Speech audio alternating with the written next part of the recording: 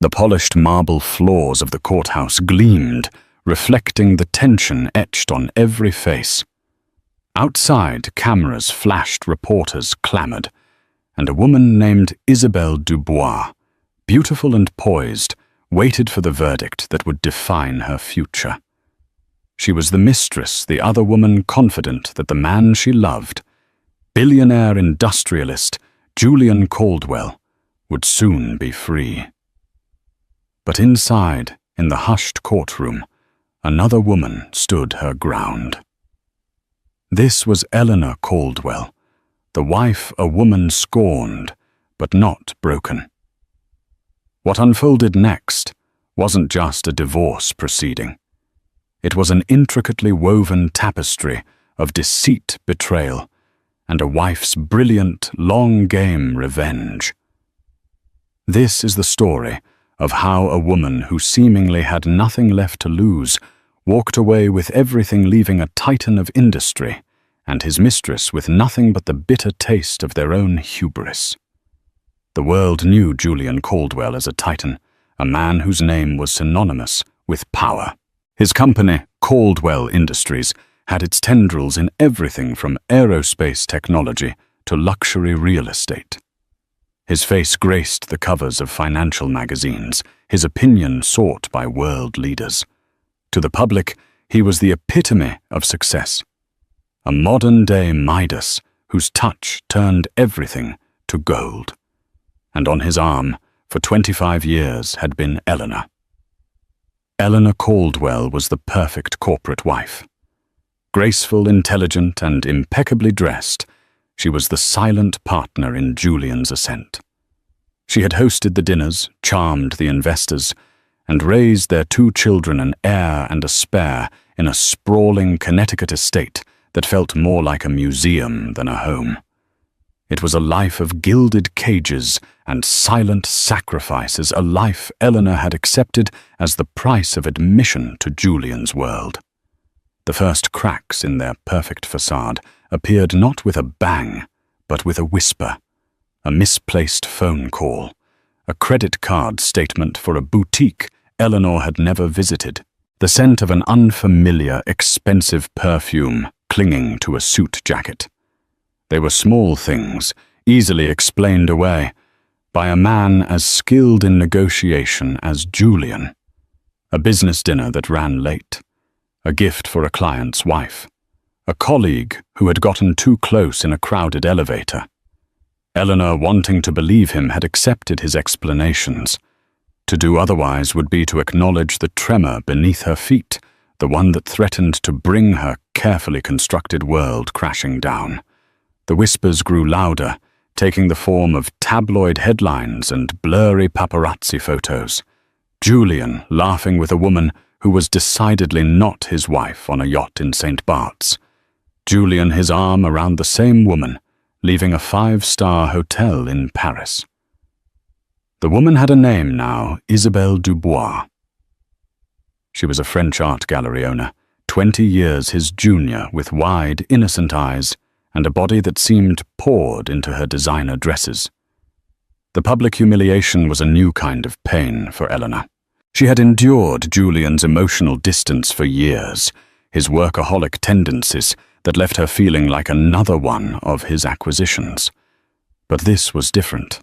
This was a public declaration that she was no longer enough. The society women who had once envied her now pitied her, their sympathetic glances feeling more like daggers. The confrontation, when it finally came, was anticlimactic.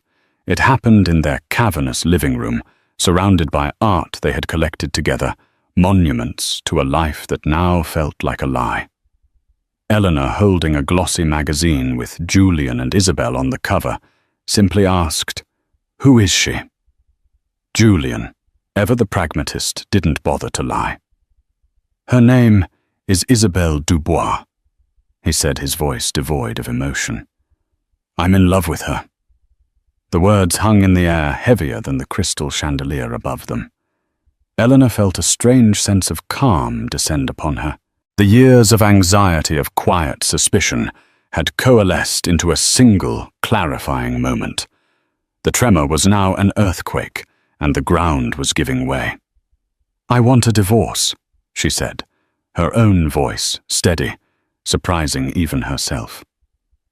Julian, who had expected tears hysterics, perhaps even a plate thrown against the wall, was taken aback. He looked at his wife. Really looked at her for the first time in years. He saw not the wilting flower he had imagined, but a woman of steel. "Fine," he said, a hint of irritation in his voice. "My lawyers will be in touch with yours." He turned and walked out of the room, leaving Eleanor alone with the wreckage of their life. That night, as the rain lashed against the windows of the Connecticut estate, Eleanor did not cry. Instead, she made a phone call. Not to a high-powered divorce attorney. Not yet. She called a man named George Davenport, a retired forensic accountant who had once worked for her father. "George," she said, her voice a low, determined hum. "I have a job for you. I want you to find everything. Every shell corporation, every offshore account, every hidden asset. I want you to dismantle Julian Caldwell's empire, piece by piece." On the other end of the line, George, a man who had spent his life uncovering financial secrets, smiled. "Eleanor," he said, "it would be my pleasure." The game had just begun. While Julian was busy flaunting his new love, Eleanor was quietly assembling her army. She knew that to win this war, she needed more than just a good lawyer. She needed a strategist, an investigator, and a secret weapon. The strategist was an easy choice, a formidable take-no-prisoners divorce attorney from New York City named Olivia Vance. Known for her meticulous preparation and her merciless cross-examinations, Olivia had a reputation for leaving her opponents' wallets significantly lighter. The investigator was George Davenport, the forensic accountant, a man whose mild-mannered appearance belied a razor-sharp mind.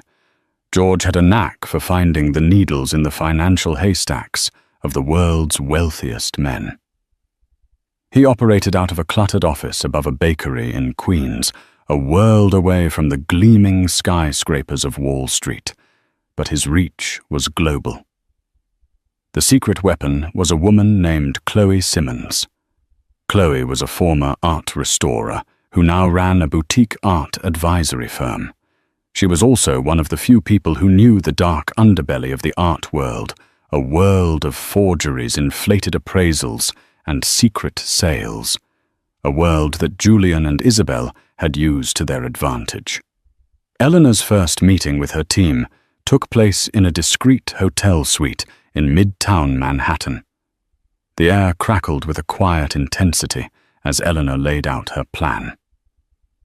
"Julian thinks this is about his infidelity," she said, her voice firm. "He thinks I'm a scorned wife looking for a generous settlement. He's wrong. This is about 25 years of my life, my contribution to his success, and I intend to be compensated for it." Olivia Vance, a woman with piercing blue eyes and a no-nonsense demeanor, nodded in approval. "Julian's initial offer will be insulting," she predicted. "He'll try to hide his assets, claim his business is struggling. It's a classic move." "And that," Eleanor said, a faint smile playing on her lips, "is where George comes in." George, who had been quietly sipping his tea, opened a worn leather briefcase and laid out a series of documents on the table. They were preliminary findings, a breadcrumb trail that he had already started to follow. "Julian is a master of the shell game," he explained. "He has a complex network of offshore corporations, trusts, and limited liability companies designed to obscure his true wealth. But he's not as clever as he thinks he is. He's left a trail." For the next several weeks, George delved deeper into Julian's financial labyrinth. He worked tirelessly, poring over bank records, tax returns, and corporate filings. He followed the money as it flowed from New York to the Cayman Islands, from London to Switzerland, from one anonymous shell corporation to another. It was a painstaking process, but slowly a picture began to emerge. A picture of a man who had systematically and deliberately undervalued his assets, funneling millions of dollars into hidden accounts and investments. Meanwhile, Chloe Simmons was investigating another piece of the puzzle, Isabelle Dubois' art gallery. On the surface, it was a legitimate business specializing in contemporary European art. But Chloe suspected it was more than that. She believed it was a front, a way for Julian to launder money and hide assets in plain sight. Posing as a wealthy art collector, Chloe visited Isabelle's gallery. She was greeted by Isabelle herself, who was every bit as charming and beautiful as the tabloids had described. Isabelle, eager to make a sale, showed Chloe around the gallery, pointing out the works of various up-and-coming artists. Chloe, with her expert eye, noticed several inconsistencies. The prices of some of the paintings seemed wildly inflated. The provenance of others was questionable. She engaged Isabelle in a conversation about the art market, dropping the names of obscure artists and dealers. Isabelle, for all her poise, seemed to have a superficial knowledge of the art world. It was clear that she was not the expert she claimed to be. Chloe's suspicions were confirmed when she discovered that several of the paintings in the gallery had been purchased by a shell corporation that George had linked to Julian. The prices paid for the paintings were a fraction of their current appraised value. It was a classic art fraud scheme. Buy low, inflate the value through a series of sham appraisals and sales, and then use the artwork as collateral for loans or sell it for a massive profit. The pieces of the puzzle were starting to fit together. Julian wasn't just hiding his money. He was using his mistress's art gallery to do it. The art of deception was not just a metaphor. It was his modus operandi. Back in her hotel suite, Eleanor reviewed the evidence her team had gathered. The offshore accounts, the undervalued assets, the art fraud. It was a mountain of deceit, a testament to Julian's arrogance and his underestimation of her. A wave of cold fury washed over her. The betrayal was no longer just personal. It was financial, a calculated attempt to cheat her out of her rightful share of the empire she had helped build. "He's not just going to pay me what he owes me," she said to Olivia and George, her voice steely with resolve. "He's going to pay for his arrogance. He's going to pay for underestimating me. We're going to take him for everything he's got." The stage was set for a legal battle of epic proportions. Eleanor Caldwell. The quiet, unassuming wife was about to show her husband and the world the true meaning of the phrase, "Hell hath no fury like a woman scorned." As the discovery phase of the divorce proceedings began, Julian Caldwell remained blissfully unaware of the storm gathering on the horizon. He was a man accustomed to winning, to bending the world to his will. In his mind, the divorce was a simple transaction, a business deal like any other. He would offer Eleanor a generous settlement, more than generous, he thought, and she would quietly disappear from his life, leaving him free to marry the beautiful and adoring Isabelle. His legal team, a high-priced phalanx of corporate lawyers from a prestigious Wall Street firm, shared his confidence. They saw Eleanor as a typical spurned wife, emotional and irrational, easily placated with a large sum of money. They presented Olivia Vance with an initial offer, a one-time payment of $50 million, plus the Connecticut estate and a small portfolio of stocks. It was a fortune by any normal standard, but it was a pittance compared to Julian's true wealth. Olivia Vance, as predicted, rejected the offer outright. "Mr. Caldwell's offer is an insult to my client," she stated in a letter that dripped with icy disdain.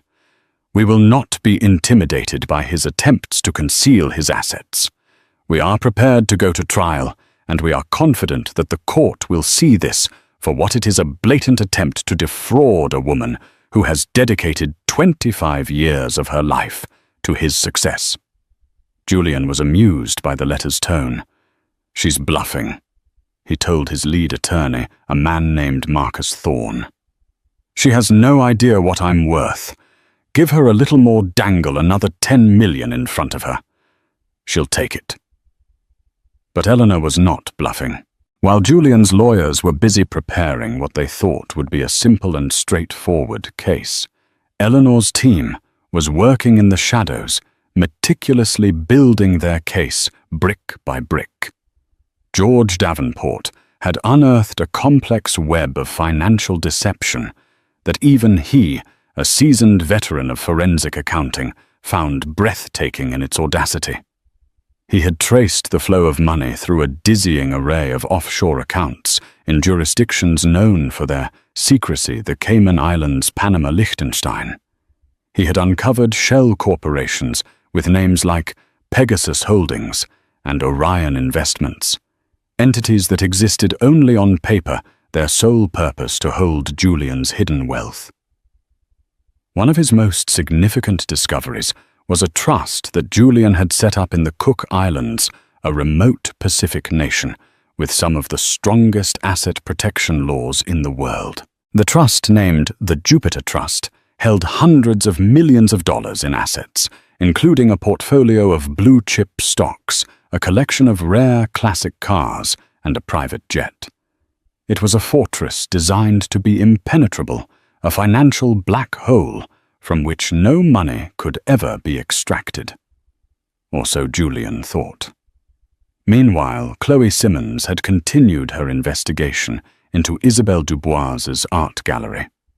She had cultivated a source, a disgruntled former employee of the gallery, who had been fired for asking too many questions. The ex-employee, a young art history graduate named Sophie, confirmed Chloe's suspicions. She told Chloe that Isabelle knew next to nothing about art, that the real mastermind behind the gallery's operations was Julian himself. Sophie described how Julian would purchase paintings from obscure artists at low prices, then use a network of experts to create a false provenance and inflate their value. The paintings would then be sold to one of Julian's shell corporations at the inflated price, creating a paper trail that made it look like the gallery was a legitimate and profitable business. The artwork itself was then used as collateral for loans, which Julian would then funnel back into his hidden accounts.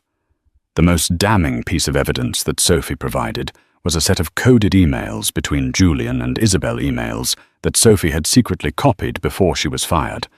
The emails, disguised as lovers' chatter, were in fact a detailed record of their money laundering scheme. They discussed our little project, the beautiful canvases that keep our secrets, and the new masterpiece that will soon be joining our collection. It was a smoking gun, a clear and undeniable record of their conspiracy.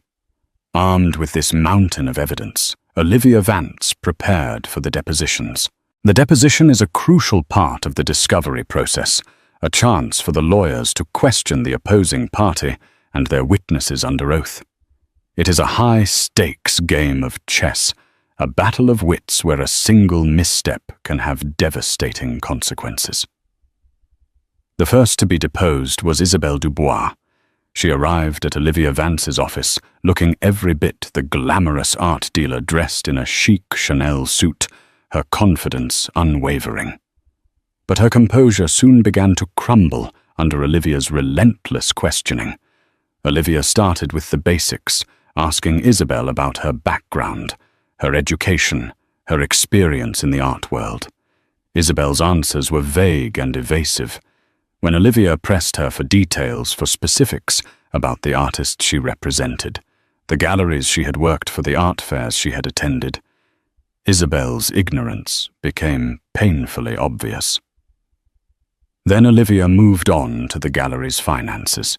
She presented Isabelle with bank statements, sales records, and appraisal documents, all of which had been provided by George Davenport. She asked Isabel to explain the astronomical prices of some of the paintings, the questionable provenance of others, the series of transactions with offshore corporations. Isabel, who had been coached by Julian's lawyers to plead ignorance, stuck to her script. "I'm not a numbers person," she said, with a dismissive wave of her hand. "I leave the financial side of the business to my accountants." Finally, Olivia produced the coded emails, the ones provided by Sophie. She read them aloud, her voice calm and measured, letting the damning words hang in the air. Isabel's face went pale. The color drained from her cheeks, her carefully constructed facade shattering like a dropped vase. She looked at her lawyer, her eyes wide with panic, but he could do nothing to save her. She was trapped, her lies exposed for all to see. The deposition was a disaster for Julian's case.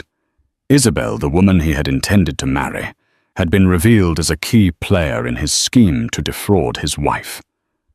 The beautiful, adoring art dealer was now a co-conspirator, a liability that threatened to bring his entire house of cards crashing down. When Julian was informed of the deposition's outcome, his amusement turned to cold fury. He had underestimated Eleanor, underestimated her intelligence, her resolve, her ruthlessness.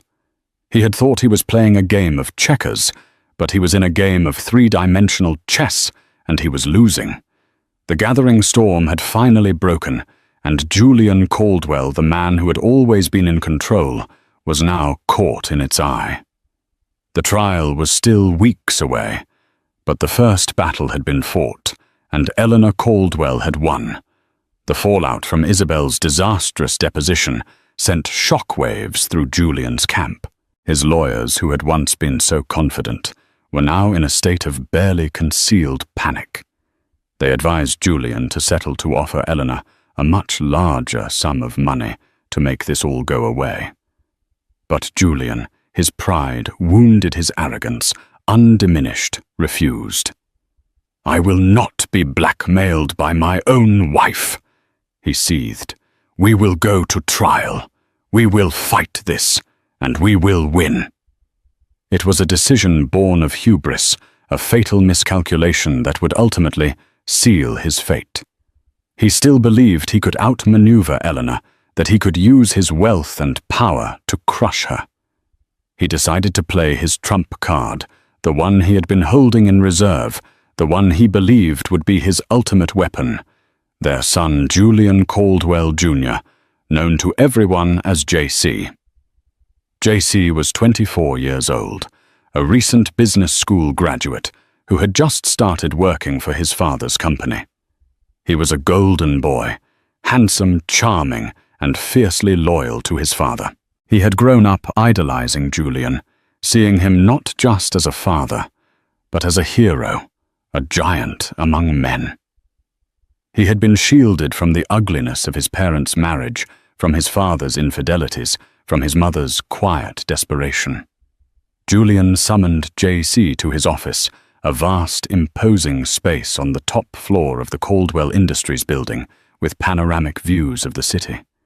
He painted a picture of Eleanor as a vindictive, money-hungry woman, a woman who was trying to destroy him, to destroy the company, to destroy their family's legacy. "Your mother is not the woman you think she is," Julian said, his voice laced with a carefully crafted sense of sorrow and betrayal. "She's being manipulated by her lawyers, greedy sharks who are only interested in a big payday. They've poisoned her mind against me. She's trying to ruin me, JC. And if she ruins me, she ruins you." He told JC that he needed him to testify on his behalf, to tell the court what a wonderful father he had been, what a loving and supportive husband he had always tried to be. He needed JC to paint a picture of Eleanor as a cold, distant mother, a woman who was more interested in her social life than in her own family. JC, who had always seen his father as infallible, was easily swayed. He was hurt and confused by the divorce, and his father's words preyed on his insecurities. He agreed to testify against his own mother, a decision that would have devastating consequences. Eleanor was heartbroken when she learned of JC's decision. Her son, the boy she had raised, the one she had protected from the harsh realities of her marriage, was now siding with the man who had betrayed them both. It was a betrayal that cut deeper than any of Julian's infidelities. Her daughter, a fiercely independent young woman named Caroline, who was studying art history in London, was furious. She flew home immediately, confronting her brother in a tearful, angry showdown. "How could you?" she screamed at him. "How could you do this to Mum? After everything she's been through, after everything he's done to her. You don't understand." JC stammered, his usual confidence deserting him. "Dad's not the bad guy here. Mum is the one who's trying to destroy everything." "He's been lying to you, JC," Caroline cried. "He's been lying to us our whole lives. Can't you see that?" But JC, blinded by his loyalty to his father, refused to listen.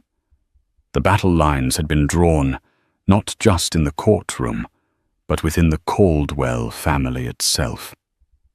The trial began on a cold, grey morning in November. The courtroom was packed with reporters, society gossips, and a handful of curious onlookers. Isabelle Dubois, a shadow of her former self, was also there, sitting in the back row, her face hidden behind a pair of dark sunglasses. The first few days of the trial were a blur of legal arguments and witness testimonies. Julian's lawyers did their best to portray him as a victim, a loving husband and father who was being taken to the cleaners by a greedy and vindictive wife. They called a parade of witnesses, friends, business associates, even the family's former housekeeper, all of whom testified to Julian's good character. Then it was JC's turn to take the stand. He looked handsome and confident in his tailored suit, a younger, more vibrant version of his father. He spoke eloquently about his father's generosity, his love for his family, his dedication to his company. He painted a picture of a happy, loving family, a picture that he knew deep down was a lie. Then Olivia Vance began her cross-examination. She was gentle at first, asking JC about his childhood, his relationship with his mother. But then her questions became more pointed, more probing. She asked him about the family vacations where his father was always on the phone. The school events, his father had missed the holidays, his father had spent on business. She then produced a series of emails and text messages. Messages between JC and his mother, messages that painted a very different picture of their relationship. Messages where JC complained to his mother about his father's absence, where he thanked her for her unwavering support, where he told her she was the only one who truly understood him. JC's carefully constructed testimony began to unravel. He stammered, he contradicted himself. He looked to his father for help, but Julian could do nothing but watch his face, a mask of cold fury. The final blow came when Olivia Vance produced a copy of a trust document, a trust that Julian had set up for JC and Caroline. The trust was to be funded upon Julian's death, but there was a clause, a cruel and vindictive clause that stated that if Eleanor were to remarry, both JC and Caroline would be disinherited. The courtroom fell silent as Olivia read the clause aloud. JC stared at the document in disbelief, his face ashen. He had never known about this clause. He looked at his father, his eyes pleading for an explanation, but Julian just stared straight ahead. His jaw clenched. In that moment, the scales fell from JC's eyes. He saw his father not as a hero, but as a manipulative, controlling man who would use his own children as pawns in his twisted games. He saw the truth of his mother's words, the truth that his sister had tried to show him. He had been a fool, a blind, trusting fool. Tears streamed down his face as he looked at his mother. "I'm sorry, Mom," He whispered, his voice cracking with emotion. "I'm so sorry." The betrayal of a son had backfired. Julian's ultimate weapon had blown up in his face, and in the process had revealed the true depths of his cruelty. The trial was far from over, but the tide had turned, and it was now turning irrevocably in Eleanor's favor. The courtroom was still reeling from JC's emotional breakdown on the witness stand. The image of the golden boy weeping and apologizing to his mother was a powerful one, and it had a profound impact on everyone present, including the judge. Julian Caldwell, the titan of industry. The master of the universe suddenly looked small and pathetic. His legal team was in disarray. Their star witness had not only imploded, but had also provided the prosecution with a bombshell piece of evidence, the vindictive clause in the children's trust. The clause was a clear indication of Julian's malice, his desire to control and punish Eleanor, even after their divorce. The next witness to be called was George Davenport, the mild-mannered forensic accountant who had been Eleanor's secret weapon from the very beginning. He walked to the witness stand with a quiet confidence, carrying a stack of binders filled with financial documents. For the next 2 days, he patiently and methodically walked the court through Julian's complex web of financial deception. He explained in clear and simple terms how Julian had used a network of offshore shell corporations to hide hundreds of millions of dollars. He presented charts and graphs that traced the flow of money from New York to the Cayman Islands, from London to the Cook Islands. He showed the court how Julian had systematically undervalued the assets of Caldwell Industries, siphoning off profits into his hidden accounts. He then turned his attention to the Jupiter Trust, the fortress in the Cook Islands, that Julian believed to be impregnable. George explained that while the Cook Islands' asset protection laws were indeed formidable, they were not insurmountable. He had found a loophole, a tiny crack in the fortress's walls. The trust had been created after Julian had already begun his affair with Isabelle Dubois, and George argued that this constituted a fraudulent conveyance, an attempt to move assets out of the reach of a creditor, in this case Eleanor. Julian's lawyers objected vehemently, but the judge, a shrewd and experienced jurist named Judge Elizabeth Patterson, overruled them. She was intrigued by George's argument, and she allowed him to continue. George then presented the court with his final piece of evidence, the one that would prove to be the nail in Julian's coffin. It was a recorded phone call, a call that Julian had made to his banker in the Cook Islands, just a few weeks before the trial began.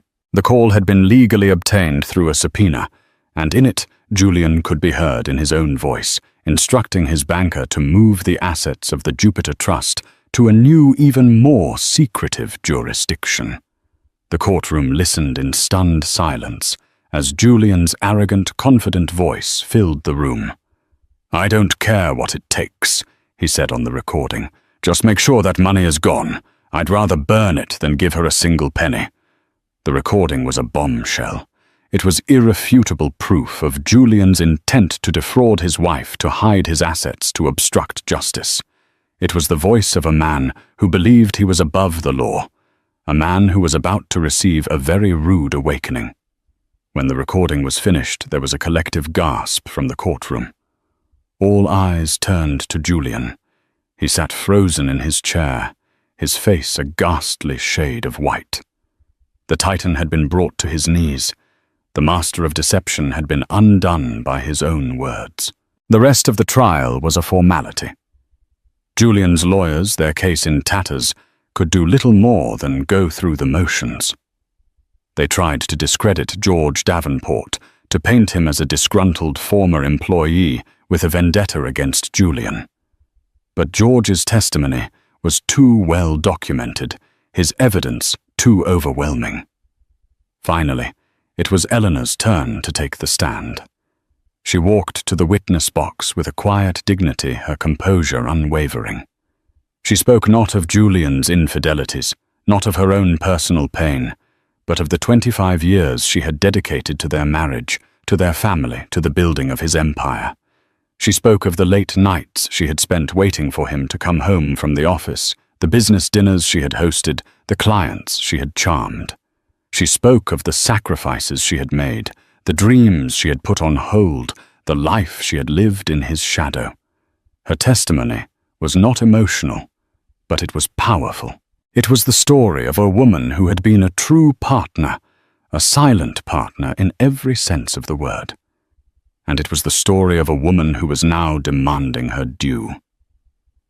When she was finished, there was a profound silence in the courtroom.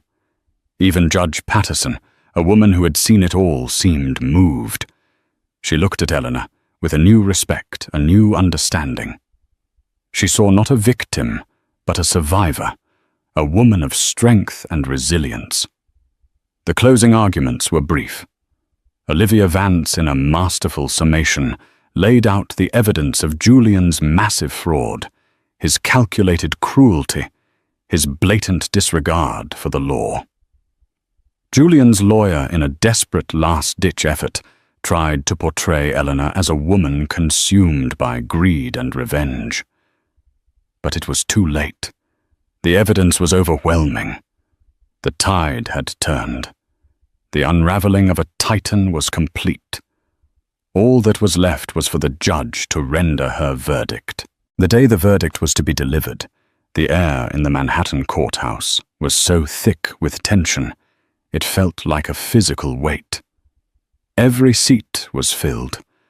The benches groaned under the collective anticipation of reporters, society gossips who had followed the trial with religious fervor, and law students eager to witness legal history. In the front row, flashbulbs glinted off the stoic faces of Eleanor's team. She sat between Olivia Vance and George Davenport, a portrait of unnerving calm.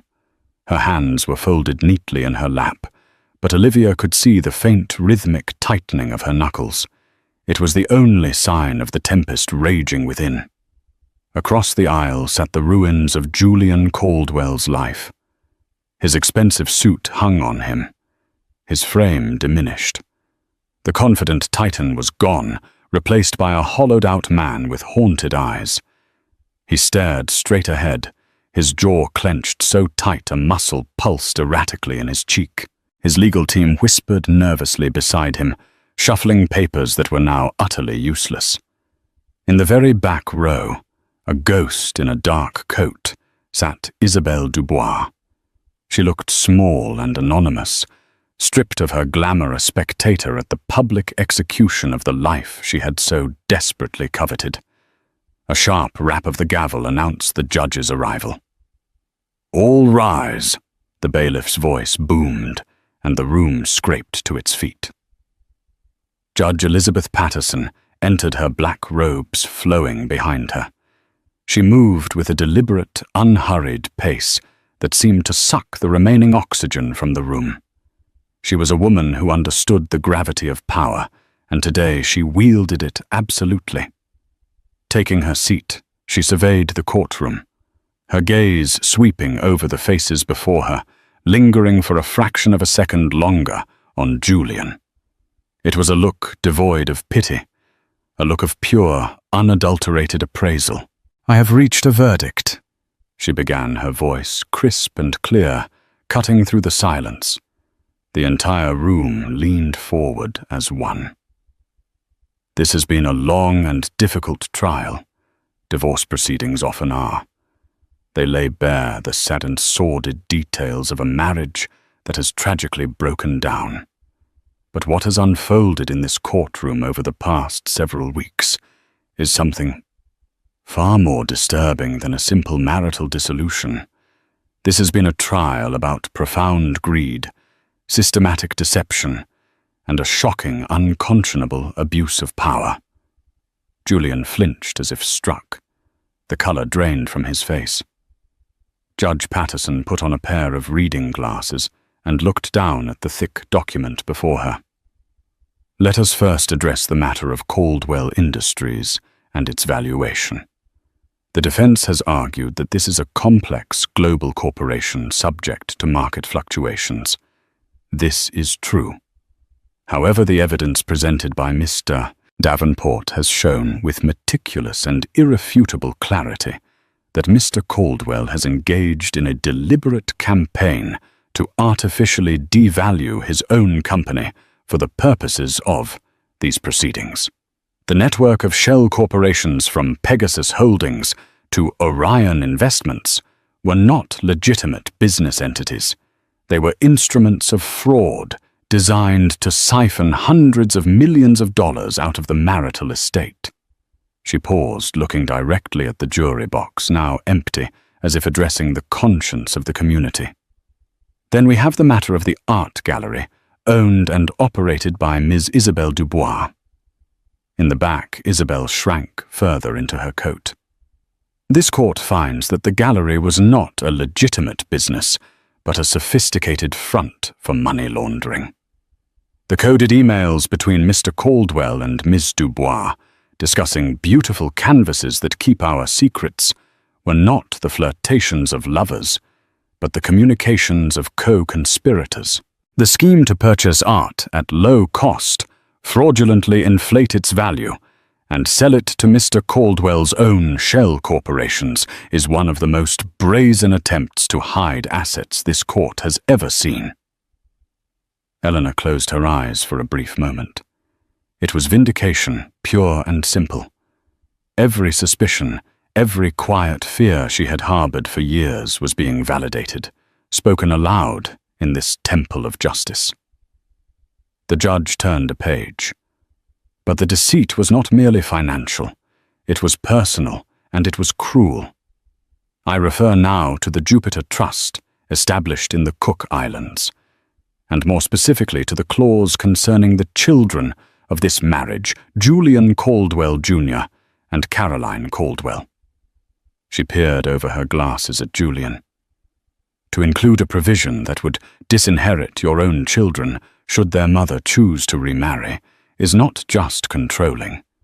It is an act of breathtaking malice. It is a testament to a man so consumed by his own ego that he would use his children as weapons in a campaign of personal vengeance. It is frankly morally reprehensible.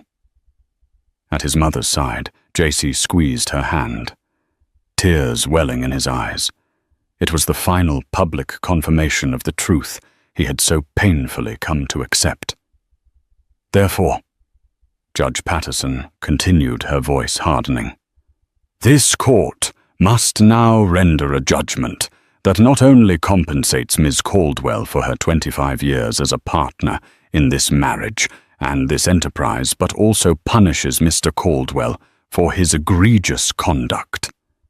She began with the undisputed assets, the Connecticut estate, the Park Avenue apartment, the stock portfolio, the fleet of cars. All awarded to the plaintiff, Ms. Eleanor Caldwell. A low murmur went through the room. It was a clean sweep, but it was just the appetizer. Now, the judge said, her voice dropping slightly, creating a dramatic hush, we turn to the concealed assets, the funds held in offshore accounts in the Cayman Islands, Panama, and Liechtenstein, the assets held by the network of shell corporations, the full fraudulently appraised value of the art collection, and the entire content of the Jupiter Trust, which this court deems a fraudulent conveyance. After careful review of the forensic accounting provided by Mr. Davenport, this court values these hidden marital assets at approximately $1.2 billion. A collective gasp sucked the air from the room. Julian's face was now a ghastly shade of white. He looked like he was going to be sick.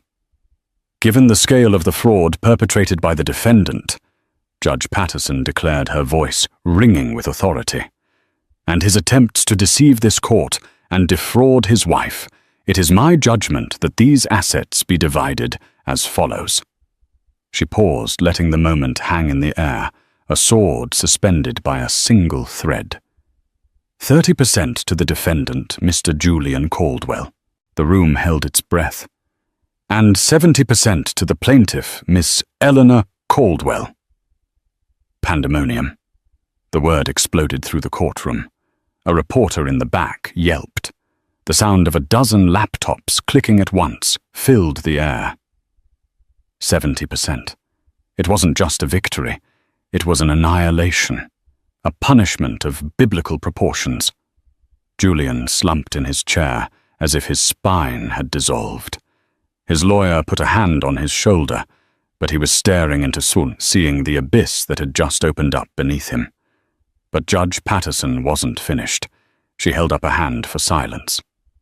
Furthermore, she said, her eyes fixed on Julian, Mr. Caldwell will be responsible for the entirety of Ms. Caldwell's legal and forensic accounting fees. And given the defendant's blatant attempts to obstruct justice and commit perjury before this court, I am left with no alternative. She looked towards the federal prosecutor, who had been observing the trial from the front row. This court is hereby referring this entire matter, including all evidence and testimony, to the Office of the United States Attorney for the Southern District of New York for immediate criminal investigation. It was the final devastating blow. A kill shot. Julian Caldwell was no longer just a ruined divorcee. He was a future felon. His lawyer's jaw dropped. The financial devastation was one thing. The prospect of prison was another entirely. Court is adjourned, Judge Patterson said, banging the gavel with a sharp, final crack that echoed the shattering of an empire. As she swept from the room, the courtroom erupted. Reporters scrambled over benches, shouting questions. Eleanor, her face wet with tears of relief and vindication, fell into the arms of Olivia Vance, who was beaming. George Davenport patted her on the back, a rare, wide smile on his face. J.C. wrapped his arms around all of them, a family reborn in the crucible of the trial. As Eleanor and her team made their way through the mob, she glanced back one last time. Julian was still sitting at the defendant's table, utterly alone. His lawyers were already packing their briefcases, distancing themselves from the radioactive fallout of their client. He looked small, pathetic a king, without a kingdom, a man who had everything, and in his bottomless greed had lost it all. The mistress had waited outside for a victory, but the wife had just walked out with justice.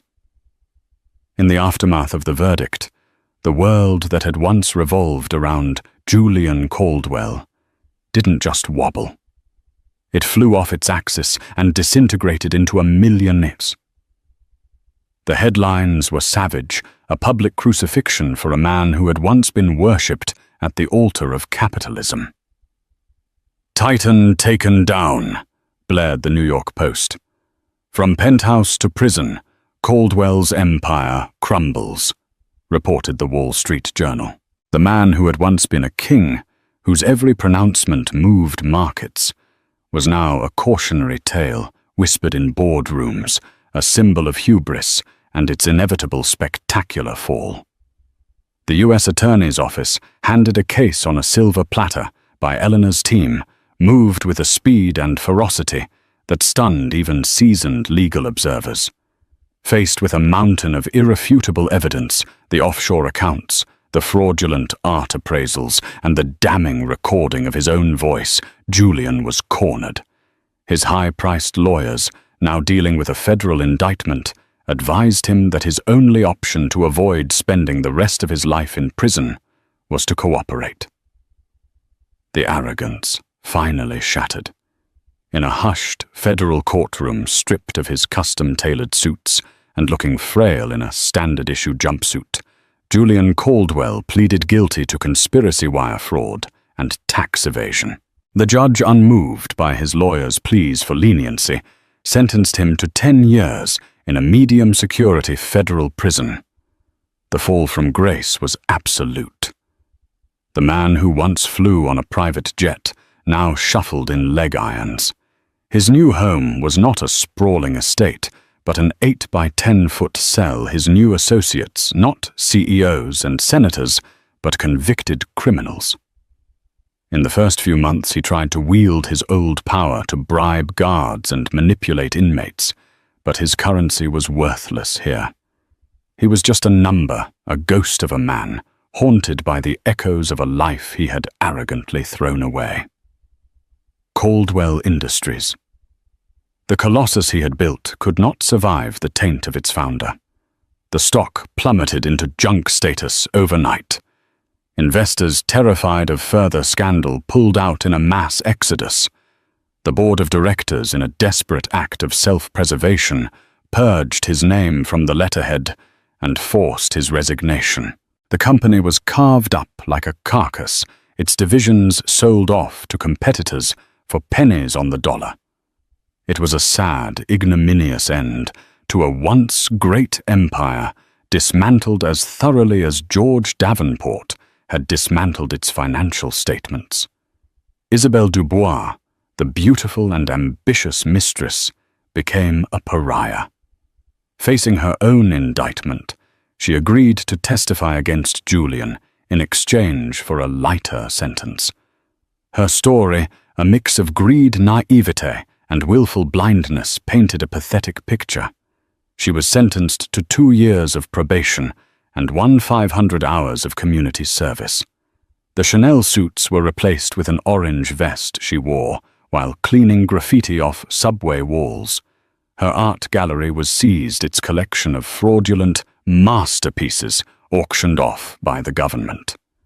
She disappeared from public view, a footnote in the epic downfall she had helped precipitate, her name forever linked to the scandal that had destroyed them all. And what of Eleanor? She had walked out of that courtroom with a fortune so vast it was almost abstract. But more than the money, she had walked out with her freedom, a concept she was only just beginning to understand. The first few weeks were disorienting. For 25 years, her life had been dictated by Julian's schedule, his needs, his ambitions. Now there was only silence. The first act of her new life was to sell the Connecticut estate. The sprawling mansion with its cold marble floors and ghost-filled rooms felt like a mausoleum. She let the auction house take everything: the furniture, the art they had collected, the monuments to a life that had been a lie. She kept nothing but her personal belongings and a few photographs of her children when they were young and innocent. With the proceeds, she purchased a magnificent brownstone in Greenwich Village, a neighborhood pulsating with art life and authenticity. It was the opposite of her old life in every way. Instead of manicured lawns, she had a small wild garden. Instead of a formal dining room, she had a large open kitchen that was always filled with the aroma of fresh coffee and baking bread. Her daughter Caroline, who had been her fierce defender, became her partner. With Caroline's expertise in art history and Eleanor's newfound business acumen, they established the Eleanor Caldwell Foundation. Its mission was simple but revolutionary: to find and fund the brilliant women who were being overlooked and underestimated by a world still dominated by men. They poured millions into scholarships for female artists, grants for women-owned tech startups, and seed money for female entrepreneurs. The foundation wasn't just a charity. It was an engine of change, fueled by the very fortune a man had tried to hide from a woman. One of their first projects was to save a struggling gallery in Brooklyn that showcased the work of immigrant women artists. The gallery was about to close its doors when the foundation swept in, not just with a check, but with a team of mentors and business advisors. Eleanor stood at the gallery's reopening, surrounded by vibrant, powerful art, and felt a sense of purpose that 1,000 society galas had never given her. Her relationship with JC, her son, underwent a profound healing. The trial had been a brutal awakening for him, shattering the idol he had worshipped. Riddled with guilt, he left the corporate world he had been groomed for and went back to school, earning a master's degree in social work. He now worked at a community center in the Bronx, dedicating his life to helping at-risk teenagers.